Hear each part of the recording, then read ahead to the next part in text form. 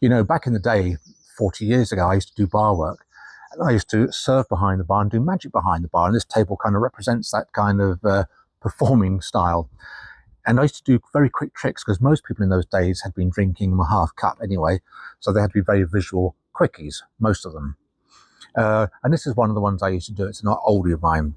Now, I've got the spade, club, heart and diamond, the ace of spades, clubs, heart and diamonds. I'll give the spectators the black ones. Now we're going to alternate them in colour. So spade goes first, and on top of the spade I'm going to place the diamond. So spade, diamond, club and heart. So they're alternating colour. Am I right? No, you've had too much to drink, because on top I've now got the red ones, you see, which means over here I've got the black ones. We'll do it again, but this time I'll do it face up and face down so you can kind of see what's happening. So heart, spade, diamond and club. Okay, so you can see that it's very clear, alternating face up and face down. But if I do this and shake the cards, actually the black ones have just jumped to the top, leaving me with the red ones. Now the aces can do something else, because I'll place them in the deck. I'll give the deck one cut and they're going to search through the deck looking for one playing card, and sandwiched between those four aces is one playing card. You remember the card you chose earlier, the Queen of Clubs? Well, there it is. Here's a routine of mine that I hadn't created when I did bar work 40 odd years ago, but had I have done, it would have gone into the act, because it's the kind of routine where when the spectators have been drinking and they think you've got it wrong, they find it very funny indeed, hilarious. But anyway, it's a 4 ace trick, so the spectator freely shuffles the aces, so you can do it after one of the 4 ace tricks that I have written about over the years, and they go back in the deck. Now I'm going to give the cards a shuffle, and I'm going to spell to the aces, and I'm going to go for ace of diamonds to start with. You mix the aces, I shuffle them into the deck, so I've got to find the ace of diamonds. A-C-E-O-F-D-I-A-M-O-N-D-S, and there's the 9 of spades. That's not the... sorry about that. I know what I didn't do. I didn't spell the word "the" at the beginning. I'll go for a different ace. I'll go for the ace of clubs this time. So I apologise about the 9 of spades. T-H-E, A-C-E-O-F-C-L-U-B-S. It's the 9 of spades again. I'm sorry about that. I'll tell you what. Let's go for the ace of hearts this time, okay? The ace of hearts. Here we go. I'll get it right this time. Sorry about the 9 of spades. T-H-E-V-A-C-E-O-F-H-E-A-R-T-S. It's the bloody 9 of spades again. Look, I'm going to bury it. Look, it gets lost. Oh, what the heck. I'll shuffle them into the deck. I'll shuffle those cards into the deck, and then I'll give the cards an American style shuffle just to get rid of that darned 9 of spades. So I apologise about this. I think this is the best shuffle I can possibly do to get rid of it. Yeah, look at that. They are mixed, aren't they? Now I'm going to find the ace of spades, the last ace, but I'm going to find it in half the deck. So I'm going to take half the deck here, and I think the 9 of spades is in this half. Sorry, the ace of spades is in this half. Let's whittle these down a bit. I apologise. You see, the 9 of spades is now playing on my mind, but it's not the one I want to find. I want to find the ace of spades. I actually think maybe the ace of spades is in half of these cards here. Let me try to break these down a little bit. Again, I apologise. This is pretty bad of me. In fact, I think in half of these, I'm going to find the ace of spades if it kills me. In fact, I think probably in half of these, that is definitely the ace of spades, and it's the bloody 9 of spades. Apologies for that. Apologies for the language as well. It's disgusting. But if I do this, wouldn't it be nice to get the aces that way? And we have. Another oldie of mine, going back to the days of bar work 40 years ago. Maybe more than 40 years ago, actually. But anyway, a visual trick, and one that used to go down very well behind the bar, and in front of the bar as well. You know, it uses the 4 kings, King of Hearts, King of Clubs, King of Diamonds, and the King of Spades. Now these kings, one by one, they're going to turn face down in this packet one by one without any weird moves at all. In fact, I think the first one has just turned face down. I don't know if you can see this, but look, there's the first king, it's just turned face down. Again, without any machinations at all, the second king will turn face down. There's 2 up and 2 down. Now for the third king to turn face down, I have to rub it on my arm like that, and then the third king will turn face down. That leaves me with the King of Diamonds. Let me try the King of Diamonds now. Yep, there we are. All 4 kings have turned face down. Now people used to love that trick, but once somebody said to me, can you do it with aces? I said, of course I can do it with aces. So in future, I always do the trick with aces. And by the way, if you're wondering where the kings are, they're actually dead center right there in the deck, face up. You know, over the years when I've been gigging, I'm often asked, are those cards real? Are they marked or something like that? And I always say, I don't think they are, but there is a system to check, and it uses the 4 jacks. It has to be the jacks. It only works with the jacks. Now, if you don't know, markings, when you can look at the back of a deck and you can see sort of scratchings or pencil dots or other kind of blemishes on the cards, which tells you what the cards are. But by using the jacks, I'm going to try and prove to you that the cards really aren't marked. Now, I'll leave the jacks aside for a moment because I want to spread the deck in its entirety so that every card is visible. Now, I instantly know we've got the 5 of diamonds, the 3 of spades, the 9 of clubs, the 2 of hearts. No, you're not buying this, are you? Okay. Well, let me put the jacks into different areas of the deck and they're going to help me. For instance, say red jack, I'm going to place, I don't know, towards the bottom, about 10 cards from bottom. I'm going to place a black jack about halfway, so you can see that's about halfway in the deck. And the other 2 jacks, I'm going to place one about 10 cards from top, and that's about 10 cards from top. And the last jack goes at the top. Now, if you were here, I'd get you to do this, but you're not, so I'm going to do it myself. I want you to square the cards up and make sure they are thoroughly squared, because those jacks at the moment are running through the deck. They're doing a quarter of the deck each. They're going to check out to see whether the cards are marked or not. And if the jacks bounce back to the top, we know we're working with a regular deck. Let's have a look. Oh yes, look, the jacks really have bounced to the top, thereby telling us that's a regular deck. And if you think there's more jacks in the deck, let me prove to you that there really aren't. I want to show you another oldie of mine that I used to do behind the bar 40 years ago, and this was always a very popular routine. Again, very visual, and a lot of you use it, I know that. But I'm giving the cards a good shuffle. You can see that's a pretty good shuffle, and I'm going to ask the spectator to choose any card. They take any one out of the deck they want. So, totally free choice. Have a good look at the card, but don't show me. And whilst you're looking at it, because there is a monitor in front of me, I'll look away so you can see the card, okay? You got it? All right, remember it, and I'll place it into the deck. Now, I have no idea what that card is, but to find it, I need 4 helpers. 4 helpers out the deck. 1, 2, 3, 4. These cards will tell me all about your card. Now, the first card will tell me the colour of your card, and it's a black card, am I right? Black card, yeah. The second one tells me it's a spade. Am I doing all right? The third one tells me it's a 6, and the last one here tells me it's a 6 of spades. I'm doing well, aren't I? Now, I know what you're thinking. You can't have 4 6 of spades in the deck, but if you'd like to see a full race trick like we did earlier, I'd be very happy to oblige to show you that.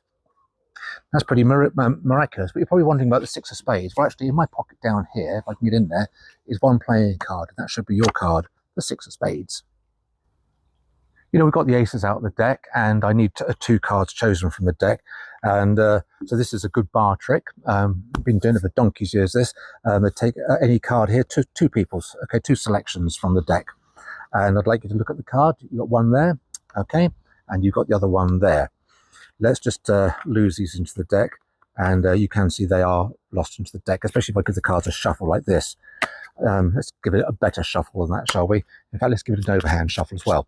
Now, there's lots of routines. They're called the ace assembly tricks, where you have the aces, and I've got them out of the deck here. And on each ace, I'm going to place a few cards. So a few go here, a few go there, a few go there, and a few go on that one as well. I'm going to gather them in any old order. They go back into the deck, and I'll give the deck a shuffle. And I'm now going to try and find those aces once again. Here we go. I'm going to go for, the ace of diamonds. T-H-E, the A-C-E-O-F-D-I-A-M-O-N-D-S. And I've done it. There's the ace of diamonds. That's pretty good. In actual fact, I'll give these cards a cut, and I'm going to find the clubs, spelling the suit only. C-L-U-B-S. There's the clubs. Now, for the ace of spades, I can spell anything. I mean anything. A-N-Y-T-H-I-N-G. Anything. Now, I've got far too many cards here to find the last one, which is the ace of hearts. Far too many cards. I'm going to whittle these down a little bit. In actual fact, it is the heart, isn't it? Yeah. Here we go. What's this? If I do this, I'm down to 3 cards here, and there is the ace of hearts. But that leaves me with 2 playing cards here, yours and yours. Am I right? I am, aren't I? Here was a killer from the days of working behind a bar. This went down very, very well indeed. And sometimes I used to get a free drink out of it. Of course, I didn't drink those days behind the bar, so it was a grapefruit juice or something like that. It really was. Later on, I would add a vodka to it, maybe. But anyway, enough of that. I've got the 4 aces out of the deck, and I'm going to shuffle them into the deck. And I'm going to show you about estimation and card counting. So let me explain that. It's when you can cut some cards off the deck and you know exactly how many you've got. And I'll prove I can do that using the aces for that. But I'm going to give them an American style shuffle just to make sure these really are being mixed, and they are really being mixed. You can see that. Now the spectator is here. I'd ask them to square the deck up just to make sure it really is thoroughly square. They would do that themselves. I'm going to try and reach over with one hand now and cut to an ace. If I can do this, it takes years of practice. There should be the ace of spades. No ace there and no ace there. I'll do it again, but make sure there's no bends or crimps, and there really aren't. But again, you can square them up, and I'm going to cut this time, I think, a bit deeper here. That should be the ace of clubs right there, no ace there and no ace there. To get the third ace, I can do it without even looking. So I'm going to look away, and I can tell you the third ace is exactly 15th from top. What are you dying for me to do right now? Prove it? Okay. 1, 2, 3, 4, 5, 6, 7, 8, 9, 10, 11, 12, 13, 14, 15. And look, no ace there and no ace there. The last one is the ace of hearts, always the hardest to find because there's only one ace in the deck. And I'm going to find it with a bit of flourish and a bit of flair right from the centre, and that should be right there, and that is the ace of hearts. And that's a miracle. You know, here's another quickie I used to do behind the bar because people were drinking. They had very little attention, and very little attention, if I remember correctly. And it uses the aces, the ace of diamonds, clubs, spades, and hearts. Now, let me try this for you. I'm going to ask you to remember the spade goes down first on the table, so spades first, okay? On top of the spade, I'm going to place the club. So what's on top at the moment, club or spade? Spade, club, you're not too sure, are you? Actually, they're not there because over here I've got the two red aces. The spade and club are actually here. I'll do it again for you, okay? So spade goes down and the club goes on the deck. Okay, so that's easy to remember. Spade on the table, club on the deck. In actual fact, no, because on the deck here, I've got the spade. That means the club's down here. Actually, no, you're not watching because do you remember the card you chose earlier? Yeah, the Queen of Clubs, and there it is. You probably want to see another one of those oldies from the old days, 40 odd years ago, working behind the bar. I'd get the spectator to shuffle the deck and take any four of a kind out that they wanted. Let's assume it's the four kings in this instance. Normally people would choose aces, but it doesn't matter. And on each king, I'm going to place a few cards. So a few cards go here, and I'm going to shuffle those into the deck. So the king and those extra cards get lost. I'll do it again. I'll do it with this king this time, and I'll shuffle those into the deck so they get lost as well.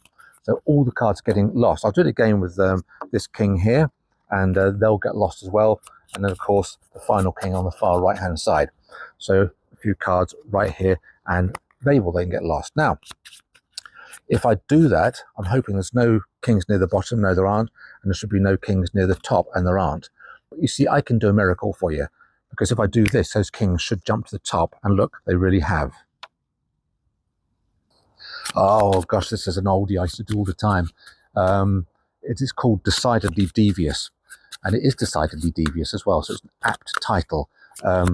Like always, borrowed shuffled deck's best thing to do. And I'm going to have a card chosen from the deck. Now, I want you to reach in, take any one you want, and the spectator can. They can take any card they want. Have a good look at it, and then show the camera. Don't show me. Not easy when I'm staring at a camera with a monitor, but anyway, it's a free choice. Have you got the card there? Okay. Now, I'm going to shuffle the card like they do in America, just to make sure they really are well and truly shuffled. And this is how they do it in America. And then when I've done that, I'm going to try... I verbally underline the word try, by the way. I'm going to try and spin your card out from the center of the deck. It's not easy to do this, but I will try and do it. Let's give them one more shuffle to see. No, they really are being mixed. Okay, now, here we go. I'm going to spin your card out the center of the deck. I think that should be it right there, and that's the Eight of Spades. Am I right? I'm wrong? Oh, okay, maybe the Eight of Spades could be an indicator. The Eight of Spades. T-H-E, the E-I-G-H-T-O-F. S-P-A-D-E-S, and that should be your card, the Eight of Diamonds. Am I right? I thought so. You know, the oldest trick in the book, no, not that one, but the oldest card trick in the book is probably the ace assembly routine, where you have the aces on the table and you put 3 cards on each ace. And I'm not going to change procedure, so I'm going to put 3 cards on each ace here. So 3 cards on the clubs, hearts, spades, and diamonds. And then I'm going to try and make the aces vanish. Starting with the ace of spades right here, it really will vanish because it's not there, it's not there, it's not there, and it's not there. It has gone. I'll do the same with the ace of hearts. It will vanish. Watch this. It's not there. It's not there. It's not there. And if I do this, it's not there. It really has vanished. The ace of spades has gone. Now that leaves two more to go. The ace of clubs. What's the ace of clubs? It will go 1, 2, 3, and 4. Yeah, it's gone.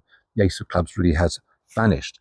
Now, the last one to go is the ace of diamonds right here. It's the hardest one as well. It takes a bit of effort. So here we go. Ace of diamonds will vanish. Not there. It's not there. It's not there. And it's, oh, hang on. No, hang on. There we are. It's gone. The ace of diamonds really has vanished. Now, if they vanished, they probably have to have vanished to somewhere. Now, let me see if I can locate them. I'm going to spell to the ace of diamonds to get the first one. T-H-E, the A-C-E-O-F-D-I-A-M-O-N-D-S, and that's the ace of diamonds. If I get the ace of diamonds, wouldn't it be nice to get the others just like that? You know, as a young lad, I went to the magic shop. I was about 10 years old, and I asked to see the famous 4-card trick using, unsurprisingly, 4 playing cards. And the man behind the counter showed me he had got 1 queen of diamonds, he had 2 queen of diamonds, he had 3 queen of diamonds, and he had 4 queen of diamonds. I said, I don't want to see the 4 queen of diamonds trick. I'd like to see the famous 4-card trick. He said, you mean the one using aces? I said, yes. So he turned that queen of diamonds into the ace of spades. He took that queen of diamonds and turned that into the ace of spades. He took that queen of diamonds and turned that into the ace of spades. And he took that queen of diamonds and turned that into the ace of spades. I said, I don't want 4 ace of spades either. He said, oh, you want 4 different aces. Why didn't you say? In that case, you could have the ace of spades, the ace of diamonds, the ace of clubs, and the ace of hearts. This routine played very, very well back in the day of bar work because it could be done with any old deck. And in those days, I did work with any old deck. I really did. But anyway, I say to the spectators, I don't want you to choose a card like that. I'm going to go slightly further than that. I'd like you to give me a number up to, I don't know, up to 26. Okay. 16. Okay. 1, 2, 3, 4, 5, 6, 7, 8, 9, 10, 11, 12, 13, 14, 15, and 16. Now, most magicians will have you look at that card, the 16th card, but I don't. I go further by adding the digits. 1 plus 6 is 7. So 1, 2, 3, 4, 5, 6. The 7th card will be yours. And I'd like you to have a look at it. Got it? Okay. Now I've got to try and work out what that card is. Now, the, T-H-E, the, now the value, 10, T-E-N, I think I'm right, 10 of spades, S-P-A-D-E-S, and that should be your card, the 10 of spades. And I'm right, aren't I? But you see, the 10 of spades can always find its mates. These cards here, which make a royal flush. Well, I'd say to people, I have a lucky number. Well, when I say lucky number, it's more like a prediction number, okay? That number is 16. 16. I need 3 cards chosen, and they are totally free choices. So let's assume the spectators choose that one, and that one, and they genuinely are totally free choices. Now they are a 5, an 8, and a jack. A 5, an 8, and a jack. The suits are unimportant at the moment, but there are a 5, an 8, and a jack. Now I'm going to total those cards up to my lucky number of 16. So what that means is this, because that's a 5, 6, 7, 8, 9, 10, 11, 12, 13, 14, 15, 16, okay? And I'll mark the deal with the 5. Now, I'll do it again with the 8 and the jack. So that's an 8, 9, 10, 11, 12, 13, 14, 15, 16. And I'll mark the deal with the 8. And the last one is a jack, which is 11, 12, 13, 14, 15, 16. I'll mark the deal with the jack.